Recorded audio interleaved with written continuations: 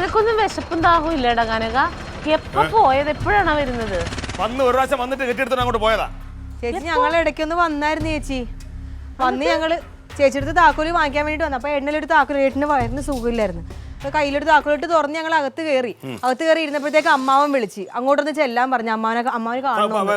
പ്രേമം കൂടി പോയി എന്റെ അടുത്ത് പെട്ടെന്ന് കാണണമെന്ന് പറഞ്ഞു. ഞാൻ ഇവിടെ വീട്ടിലുണ്ടെന്ന് പറഞ്ഞു. ഞാൻ വീട്ടിൽ കെട്ടിയെടുത്ത് ചെന്ന് കൊടുത്തു. അവിടെ ചെന്നപ്പോ ആട് കിടന്ന് കൂടെ പോയില്ല. അമ്മാവനും ഇല്ല, ആരും ഇല്ല. അല്ലെങ്കിൽ പറഞ്ഞിട്ട് പോണം. എന്തല്ലേ ചുമ്മാ അല്ല നാട്ടിൽ ഓന്തെന്ന് വിളിക്കുന്നത്. അവിടെ ചെന്നിട്ട് അമ്മാവനെ കണ്ടില്ല ചേച്ചി. അപ്പൊ ഞാൻ ഏട്ടനോട് ആവുന്ന പറഞ്ഞു, ഒന്ന് വിളിക്കെന്ന് ഫോൺ ചെയ്യുന്നു. എന്തിന് അമ്മാവനും കുമ്മാവനും വിളിച്ചിട്ടില്ല അങ്ങോട്ട് കയറി പോയത്? എന്നിട്ട് എന്തായി?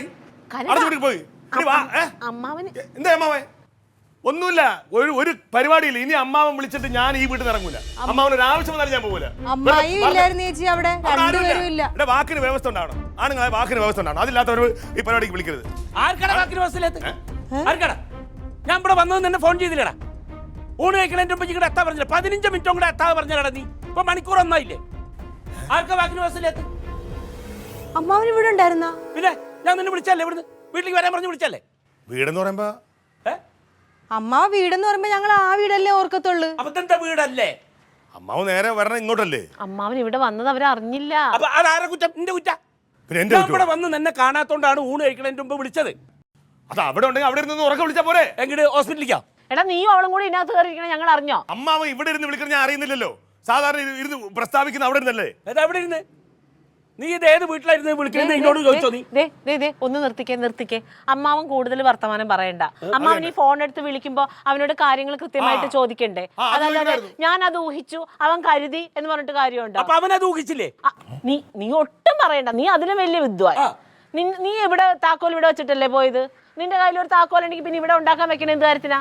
നിനക്ക് എന്തെങ്കിലും ആവശ്യം ഉണ്ടെങ്കിൽ തുറക്കണ്ടേ? അപ്പൊ അവിടെ വന്നാൽ എന്നെ വിളിച്ചായിരുന്നെങ്കിൽ ഇത്രയും കുഴപ്പങ്ങൾ ഉണ്ടാവുമായിരുന്നു. ഇപ്പൊ ചുമ്മാ അങ്ങോട്ടും ഇങ്ങോട്ടും കിടന്ന് അലക്കാണ് രണ്ടുപേരും കൂടെ. പറഞ്ഞ പോലെ നീ ഇവിടെ വന്ന് ചോദിച്ചിരുന്നെങ്കിൽ ഞാൻ അറിയായിരുന്നില്ല. നീ അവിടെ നീ വല്ലതും കഴിച്ചോ? എനിക്കൊന്നും വേണ്ട.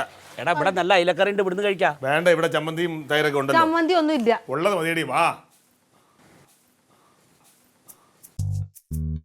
അമ്മാവിന് ദന്തോത്തിന്റെ കേട്. ഒന്നാമത് ഇവിടെ അയിലക്കറി കുറവായി. ഈ ഉള്ളവരെല്ലാം വിളിച്ചു കെട്ടിയാലോ?